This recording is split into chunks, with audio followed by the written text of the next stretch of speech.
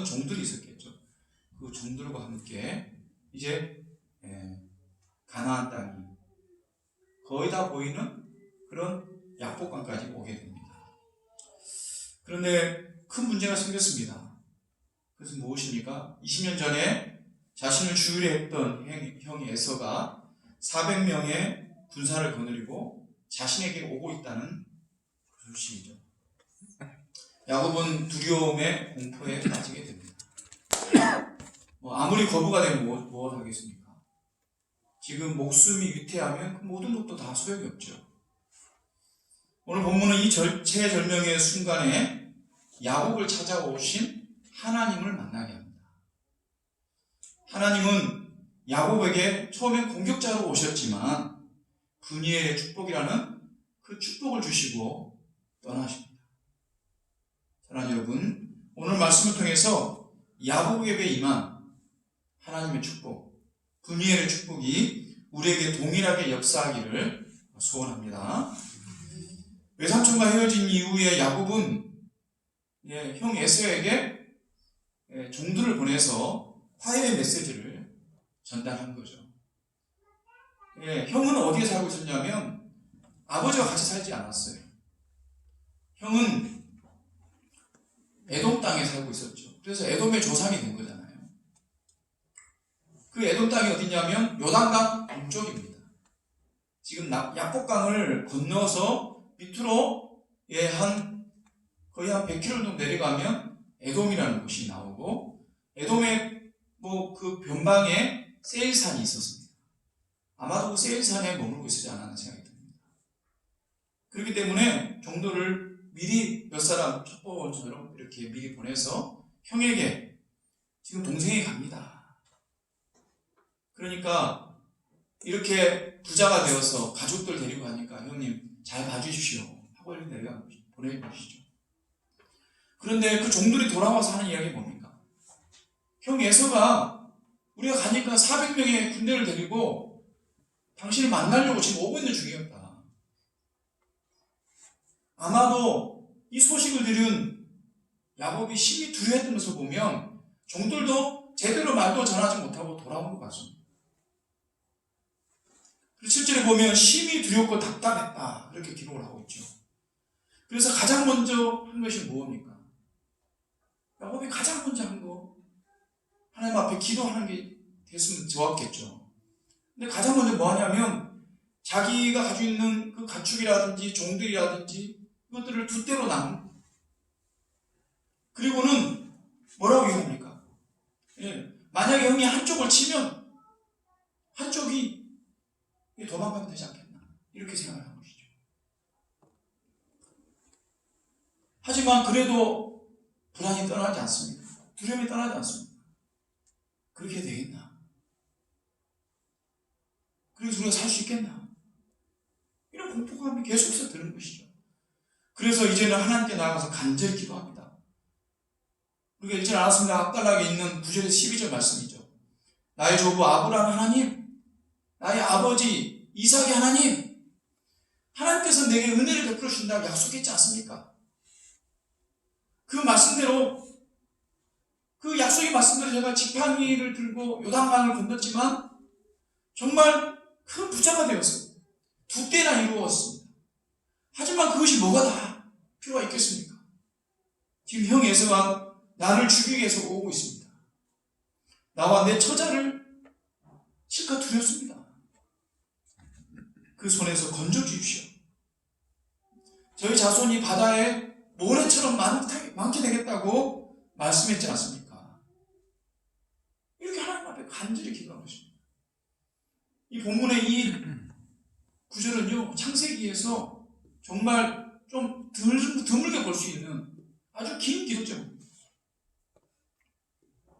얼마나 간절히 기도했는지 그 내용을 보면 우리가 알 수가 있습니다. 그런데 그렇게 기도한 후에도 그 하나님의 약속의 말씀을 믿지 못합니다.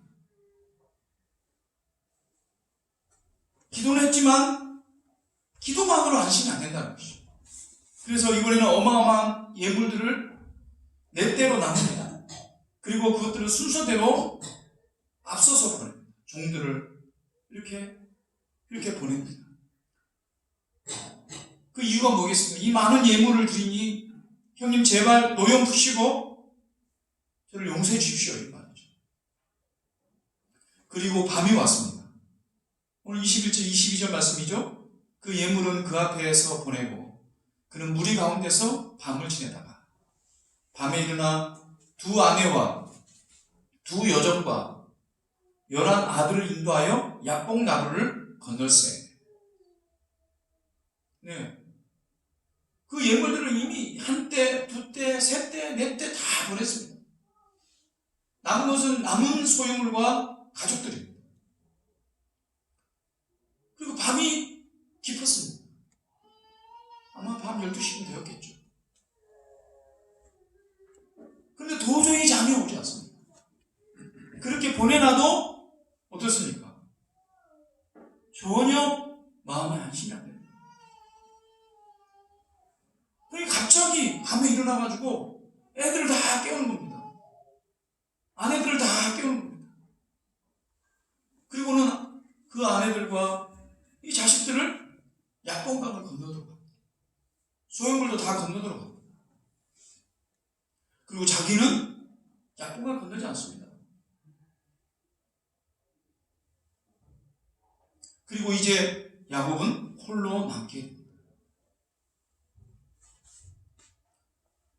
그때 알 수 없는 어떤 사람이 와서 씨름을 하게 되죠. 어떤 분들은 야곱이 이렇게 홀로 남은 것을 기도하기 위해서 그렇게 해요. 그래서 어떤 사람이 와서 씨름을 하게 되는데 그 씨름을 기도라고 그렇게 이해합니다. 야곱이 기도하기 위해서 홀로 남았는데 어떤 사람과 씨름을 하게 되었다.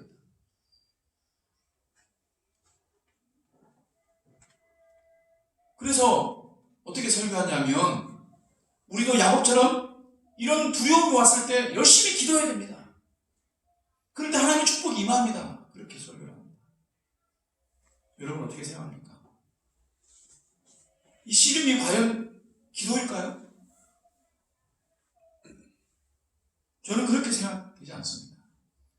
만약 야곱의 씨름이 기도라고 한다면 야곱이 기도를 하고 있어야 되죠. 그런데 씨름을 건 것은 어떤 사람이 와서 걸었습니다. 어떤 사람이 와서 먼저 씨름을 하도록 붙은 것입니다.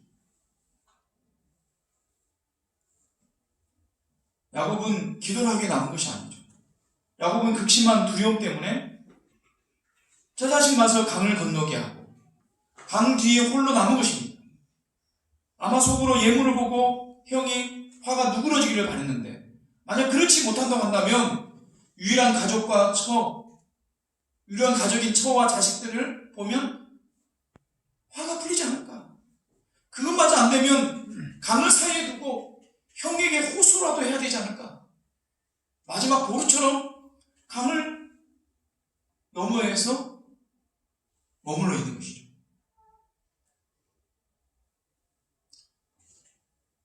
지금 야곱은 다른 모든 것들을 떠나서 두려움으로 사로잡혀 있는 것이죠. 사람이 두려울 때 어떻게 합니까? 지푸라기를 잡고 싶은 심정이죠. 그래서 세상 사람들이 두려움을 이기기 위해서 인간이 고안해낸 신을 붙잡습니다. 우상이죠. 제가 아는 어떤 분이 유튜브를 한다고 해서 유튜브를 들어가 봤는데요. 유튜브에 보니까 차를 새로 구입했는데 그 차를 새로 구입해서 그 차 앞에서 고사 지내는 장면을 동영상 찍어서 올렸더라고요. 차를 사고는 왜 고사를 지냅니까?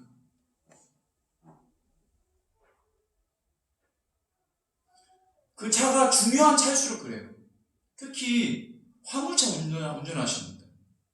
화물차는 되게 좀 비싸잖아요. 뭐 벤츠 같은 거 이런 거 많이 사시는데 그 비싼 차를 사면 고사를 진짜 크게 지냅니다. 자기가 영업을 하고 평생 생계를 유지해야 되는 그런 차이기 때문에 사람들 부르고 친척들 불러가지고 고사를 진짜 크게 지내더라고요. 제가 몇 번을 목격했는데요. 왜 그렇게 고사를 지내죠? 사고에 대한 두려움이 있는 것입니다. 하나님은 눈에 보이지 않기 때문에 믿지 않는다고 하지만 눈에 보이지 않는 귀신들은 잘도 믿는 것이죠. 그래서 보이지 않는 그 영적인 존재가 혹시나 나에게 해코지를 하지 않을까? 그게 겁이 나서 고사를 지내는 겁니다. 좀 잘 좀 봐달라. 두려움 때문에 하는 것이죠. 여기에 타락한 인간들의 근원적인 두려움, 그것들에 대해서 우리가 생각해 볼 필요가 있습니다. 이 두려움의 근원은 어디에 있습니까? 그것은 바로 에덴 동산에서부터 시작된 것입니다. 인류의 첫사람 아담이 하나님의 명령을 어기고 하나님의 낯을 피하여 숨을 때부터 두려움의 역사가 시작된 것입니다. 죄가 없을 때는 하나님과 함께가 너무나 좋았습니다. 두려움이란 게 있을 수 없죠. 만물의 창조자 하나님께서 아담에게 세상 모든 것을 다 맡기셨습니다. 두려울 것이 없습니다. 그러나 하나님의 말씀을 어기고 죄를 짓고 난 다음에는 하나님을 일단 무서워하고 그리고 숨습니다. 그리고 온갖 것들이 다 무서운 존재로 돌변하기 시작합니다. 첫째는 죽음이 두렵고요. 짐승들이 무섭고요. 영적인 존재들이 무서운 것입니다. 오늘 야곱의 이 두려움의 뿌리도 바로 형 에서에게 범한 죄 때문에 있는 것 여러분 아시잖아요. 형을 속였습니다. 장자권을 뺏었습니다. 아버지를 속였습니다. 그것 때문에 이 두려움이 생긴 건 아닙니까? 그리고 죄는 인간으로 하여금 두려움에 빠지게 합니다. 여러분, 우리 안에 어떤 두려움이 있다고 한다면 우리 안에 죄가 있기 때문입니다. 이 두려움을 어떻게 극복할 수 있겠습니까? 하나님 앞에 나아가야 되죠. 회개해야 됩니다. 하나님께 이 두려움을 드려야 되는 것입니다. 그리고 하나님께 맡겨야 되는 것입니다. 하나님께서만 이 두려움을 해결할 수 있는 것입니다. 사람에 대한 두려움도 마찬가지입니다. 여러분, 먹고 사는 것도 마찬가지예요. 하나님께 맡기십시오. 하나님께 해결해 주십니다. 건강도 하나님께 맡기십시오. 건강 염려증 때문에 노인노인 걸린 사람들이 얼마나 많은지 모릅니다. 물론 우리가 건강하기 위해서 노력을 해야 되겠죠. 하지만 하루에 몇 번이라도 그 건강편에 염려하면 그 건강을 두려워하는 것입니다. 아플까 싶어서, 죽을까 싶어서 두려워하는 거예요. 하나님께 맡겨드리시기 바랍니다.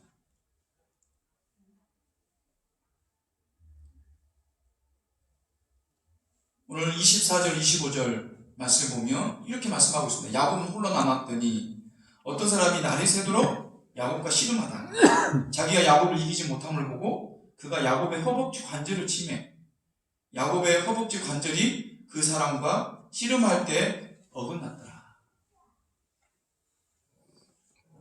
어떤 사람이 등장을 합니다. 어떤 사람이 날이 새도록 야곱과 씨름했다 그랬습니다. 그런데 이 씨름이라고 하는 것은 어떤 사람들이 이렇게 말합니다. 야곱이 기도 중에 환상을 본 것이다. 또 어떤 사람들은 예수님이 겟세마네에서 땀이 핏방울이 되도록 그렇게 힘써서 기도한 것처럼 힘써서 기도하는 것이 씨름과 같은 것이다. 기도하는 장면이다. 그래서 기도하면서 어떤 영적인 그런 싸움을 한 것이다. 그렇게 말합니다. 그러면서 기도를 열심히 해야 된다. 이렇게 말합니다. 물론 기도를 해야 되죠. 근데 이 말씀을 그런 추측만 가지고 이렇게 이해하는 것은 좀 잘못된 주장이라서 성경 말씀이 정확하게 보여주는 사실이 뭡니까? 어떤 사람이 먼저 씨름을 걸어왔고 씨름 중에 야곱의 허벅지 관절이 어긋났다는 것입니다. 그래서 그 후손들은 이 가축의 허벅지 관절의 그 힘줄을 먹지 않았단 말이에요. 왜 그랬을까요? 야곱이 그 이후로 계속 불구가 되어서 살았기 때문에 그렇습니다. 절뚝절뚝하며 다녔기 때문에 우리 조상 야곱님께서 저렇게 불구가 된 저 자리를 우리가 어떻게 먹겠냐. 그래서 먹지 않았다는 것이죠. 실제로 야곱은 그렇게 허벅지 관절이 어긋나서 다쳤습니다. 영적인 것이 아니고 환상적인 게 아닙니다. 분명히 어떤 사람과 씨름을 한 것입니다. 씨름이라고 해서 우리나라에서 하는 삿발을 놓고 이렇게 싸우는 씨름은 아니겠죠. 하지만 씨름의 기본적인 의미는 뭡니까? 넘어뜨리는 것이죠.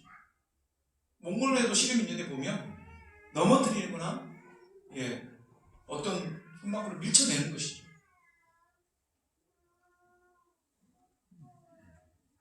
그냥 어떤 사람이 달려와서 야곱을 부둥켜 하고 넘어뜨리려고 했다는 것입니다. 그런데 여러분, 늦은 한밤중에 홀로 있는 사람을 찾아와서 그 사람을 넘어뜨리려고 한다. 그 사람이 좋은 사람이에요, 나쁜 사람입니까? 그런 사람은 강도죠. 나쁜 놈이죠. 근데 이 사람이 그렇게 지금 야곱을 넘어뜨리려고 하는 거예요. 이유도 모르고 왜 그런지 모르고 황당한 일이죠. 저는 이 사람이 야곱을 지금 공격하고 있다고 생각합니다.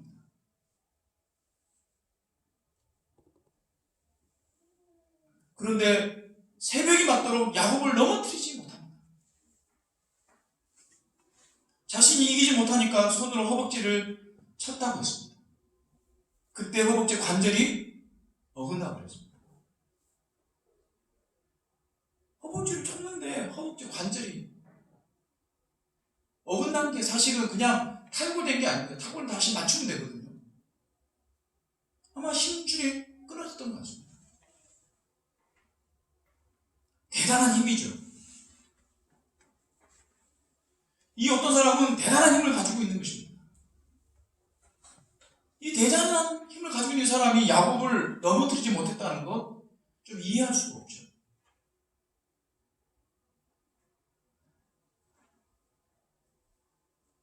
사실 허벅지 관절이 끝나면 허벅지 관절이 뭐 이렇게 다치게 되면 힘을 쓸 수가 없거든요. 그러면 씨름해서 그 사람이 이긴 거나 마찬가지입니다.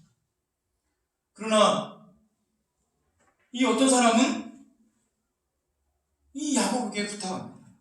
날이 새기 전에 내가 떠나야 되니까 나를 떠나가도록 놓아주라. 그렇게 부탁합니다. 그런데 이때 야곱이 놀라운 말을 합니다. 당신이 내게 축복하지 않으면 갈 수 없습니다. 그러면서 이 사람을 붙들고 놓아주지 않는 거예요. 지금 누가 누구에게 축복을 빕니까? 씨름에서 이기고 있는 사람이 힘이 없어서 지고 있는 이 사람에게 나를 축복해달라고 그렇게 말하고 있죠.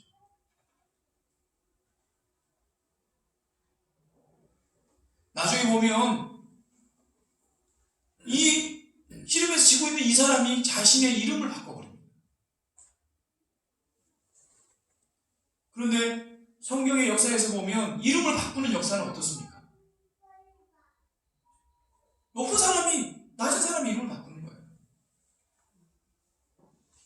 바로왕 느고가 와서 이스라엘 왕을 폐위하고는 거기다 다른 사람 왕을 세웁니다. 그리고 이름을 바꿔버려요. 힘이 있으니까 이름을 바꿔버리는 거죠.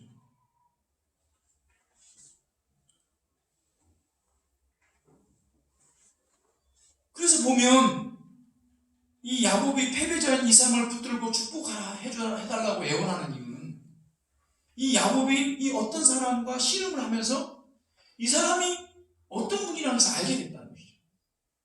씨름하는 과정에서 알게 된 것입니다. 이 사람이 힘이 없어서 나를 넘어뜨리지 못하는 게 아니라는 것을 알게 된 것이죠. 예를 들면 이런 거죠. 할아버지가 뭐 4, 5세쯤 되는 그런 아이와 함께 씨름을 하는 것 같은 것입니다.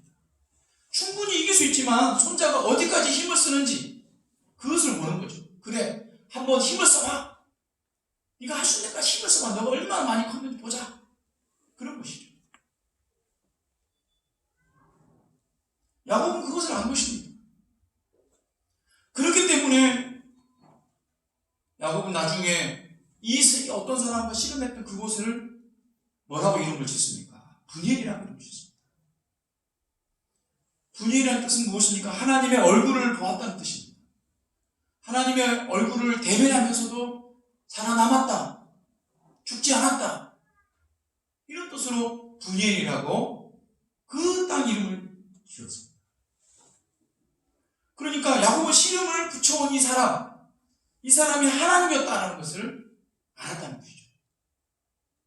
바로 자신이 형을 에서를 피해서 도망가다가 그 베델에서 돌베개를 메고 잤을 때 자신을 찾아왔던 그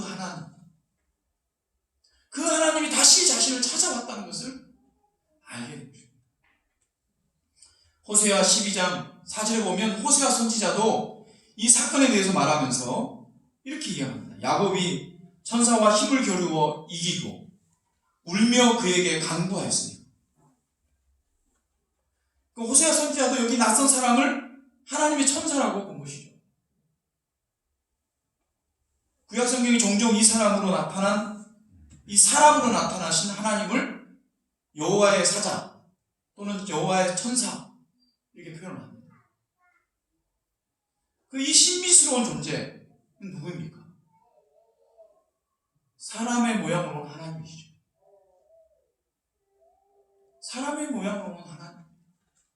우리가 특정해서 확실하게 이분은 예수입니다 말할 수는 없지만 이 땅에 사람으로 온 하나님이 누구십니까? 성부 하나님이 사람의 모양으로 나타나지는 않았었어요. 모세에게 나타났던 하나님은 가시떨기에 불타는 모양으로 나타나셨죠. 또는 음성으로 나타나셨어요. 성부 하나님은 보통 그렇게 말씀하시지만 사람의 모양으로 나타나는 것은 성자 하나님의 모습이 아닐까 생각합니다. 이것은 확실하게 말할 수는 없지요. 성경에서 확실하게 말하지 못했으니까 그렇죠. 하지만 그렇게 추측해 볼 수 있는 것입니다. 야곱은 그 하나님을 만났습니다.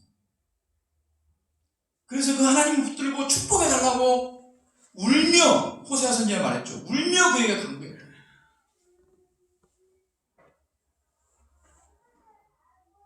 그랬을 때 하나님께서 야곱을 축복해 주십니다.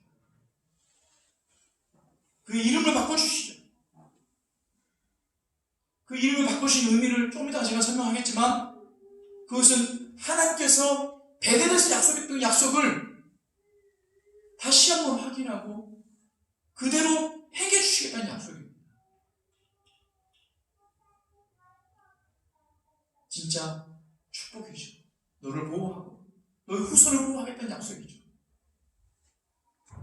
사랑하는 여러분, 이 야곱이 만난 이 하나님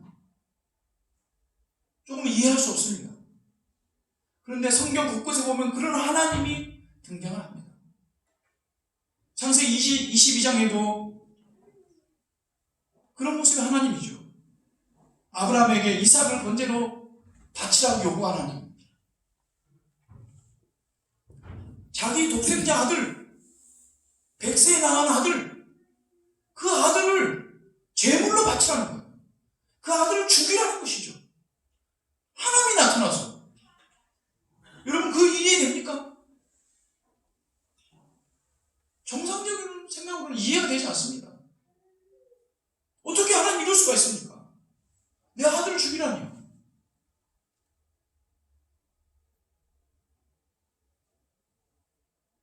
출애굽기 4장에도 그런 하나님이 나타납니다. 가시떨기 나무에서 하나님께서 모세에게 사명을 줍니다. 내가 너에게 능력을 줄 테니까 애굽에 가서 이 고통받는 너희 이 민족을 구원해내라. 안 간다고 하는데 하나님께서 설득하십니다. 능력을 보여주십니다. 그리고 보냅니다. 모세가 마음을 다 잡고 그래 하나님 명령이니까 가야지. 그리고 사명을 붙잡고 지금 애굽으로 내려가고 있죠. 그런데 갑자기 하나님 나타나서 모세를 죽이려고 하는 거예요.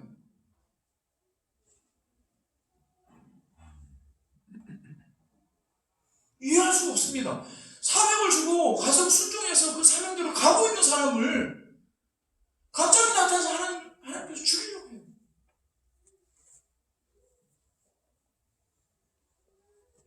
그러니까 그 아내가 자기 아들의 포피를 잘라가지고 그 피를 이렇게 보여준다. 그 하나님이 그냥 모세를 살려주고 갑니다. 자기 아들을 할례를 해놓은 거죠.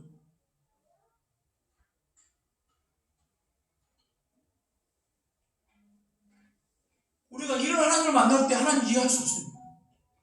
하나님 때로는 우리에게 와서 우리에게 고통을 주고 시험거리를 주고 우리를 힘들게 할 때도 있습니다.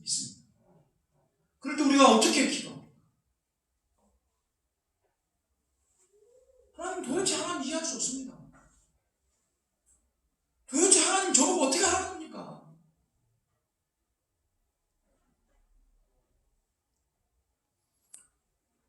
우리 교회에서 가장 가까운 교회 이거 바로 삼정교회가 있습니다. 그 담임 목사님께서 췌장암에 걸렸어요. 췌장암이 암 중에서 가장 위험한 암이라고 하잖아요.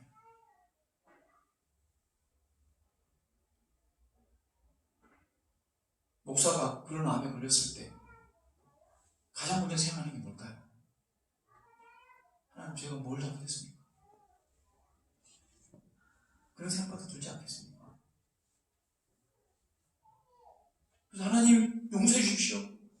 그렇게 기도하겠죠. 근데 여러분 암이 단순하게 하루아침에 고쳐지는 게 아니잖아요. 투병을 하게 되고 오랜 시간이 걸립니다. 그럴 때 기도하면서 어떤 기도를 하겠습니까?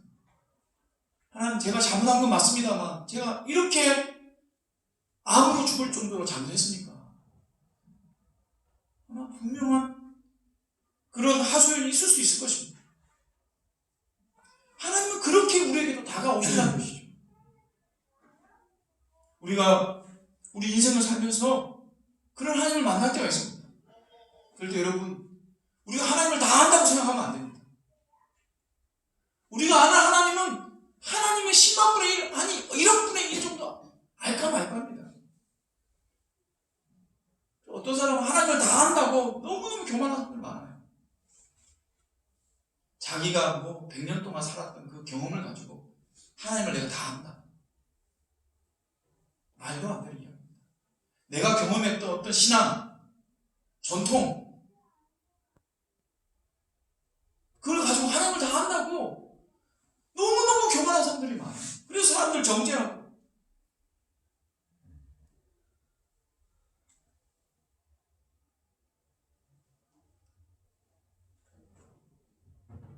아닙니다. 우리는 하나님을 잘 모릅니다. 오늘 야곱에게 찾아온 이 하나님은 어떻게 보면 죽일 듯이 그런 대적자로 왔지만 결국 야곱을 축복하기 위해 오신 것입니다. 그림 언어라고 했죠. 구약의 말씀들은 그림 언어가 많습니다. 이 씨름은 과연 너가 얼마나 힘이 세냐, 너의 지혜, 너의 꾀를 가지고 이 두려움을 이길 수 있느냐, 그걸 보여주는 것이죠. 내가 축복해야, 내가 도와줘야 너가 이길 수 있는 거예요. 그것을 보여주는 것이죠. 야곱이 그것을 깨달았을 때 하나님의 축복을 받을 수 있는 것이죠.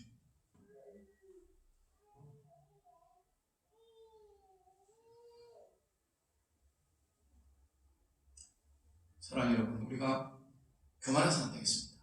하나님 앞에 겸손하게 항상 하나님 뜻이 어디 있는지. 그렇게 하나님 앞에 나아갈 때 하나님께서 우리의 힘이 되어주시고 하나님께서 그 문제를 해결해 주시고, 아니 당장 그 문제가 해결되지 않더라도 하나님이 어떤 분이로 인해서 우리는 하나님을 만나게 되고 그것이 우리에게 가장 큰 축복인 줄을 깨닫게 될 줄로 믿습니다.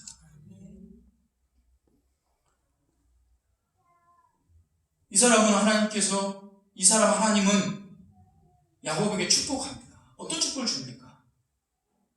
내 이름이 무엇이냐 하니까 야곱입니다. 이 하나님께서 야곱 이름을 몰랐을까요? 그렇지 않죠.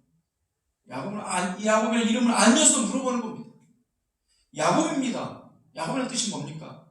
속인다는 뜻이죠. 속이는 자입니다. 이제 다시는 너를 야곱이라 부르지 않고 이스라엘이라 부를 것이다. 이스라엘의 뜻이 뭡니까? 하나님을 이겼고 사람을 이겼다 이런 뜻이죠. 속이는 사람에서 하나님을 이긴 사람, 사람들을 이긴 사람, 이런 이름으로 바뀌었다는 거죠.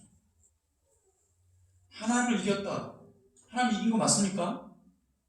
하나님께서 이기도록 해주신 거죠. 하나님께서 사람을 이기도록 해주신 거죠. 내가 이겼다 그렇게 손을 들어주신 거죠. 그 말은 그래, 너 뜻대로 될 것이다. 너 강구한 것이 될 것이다.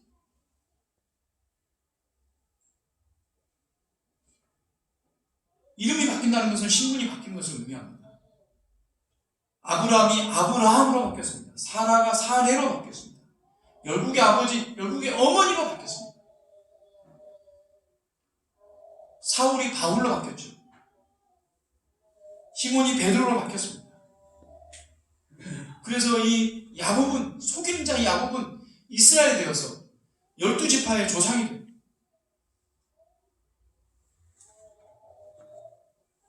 믿음의 조상으로서 그 축복을 전달해 준 사람이 되었다고 하는 것입니다. 하나님 만남, 이 축복을 받은 야곱은 이제 두려움이 사라졌습니다. 하나님이 네가 이겼다라고 인정한 사람이에요. 형에 대한 공포도 사라진 것이죠. 그래서 다음 장에 보면 이제 당당히 저와 자식들 앞에서 형으로 나아갑니다. 약속강을 건넜다는 뜻이죠. 그리고 몸을 7번 굽히고 형에 대한 예우를 갖춥니다. 그랬더니 이게 웬일입니까? 해줄 줄 알았던 형이 달려와서 야곱을 껴안습니다. 그리고 엉엉웁니다. 야곱도 감격에 겨워서 웁니다. 그러면서 형 에서에게 뭐라고 이야기합니까? 내가 형님의 얼굴을 배운즉 하나님의 얼굴을 본 것 같습니다. 분일의 뜻이 무엇입니까? 하나님의 얼굴을 보았다는 뜻이죠. 하나님의 얼굴을 보았지만 내가 죽지 않았다는 뜻입니다. 형 예수를 봤는데 죽지 않았어요. 하나님께서 보여주신 거죠. 그래서 내가 형님의 얼굴을 본즉 하나님의 얼굴을 본 것 같습니다. 그렇게 말하고 있는 것입니다.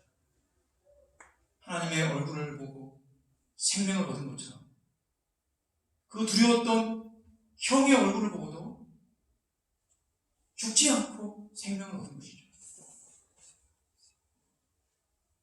사랑하는 성도 여러분, 하나님께서는 오늘도 이 분예의 축복이 우리에게 있기를 원하십니다.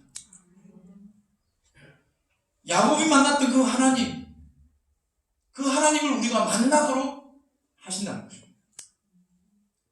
그 하나님을 우리가 체험하기만 하면 하나님이 이런 분이시구나, 그 약속을 지키시고 또 약속대로 우리를 보호하시고 우리 인도하시는 분이시구나, 우리가 그 하나님을 체험하기만 하면 우리의 신앙생활이 달라질 것입니다. 세상에 대한 두려움, 삶에 대한 두려움, 사람에 대한 두려움, 건강에 대한 두려움, 하나님께 맡길 수 있을 것입니다. 사랑하는 여러분, 야곱이 만난 이 분이엘의 하나님, 이 분이엘의 축복을 여러분 누리시는 여러분 되시길 주님을 축원합니다.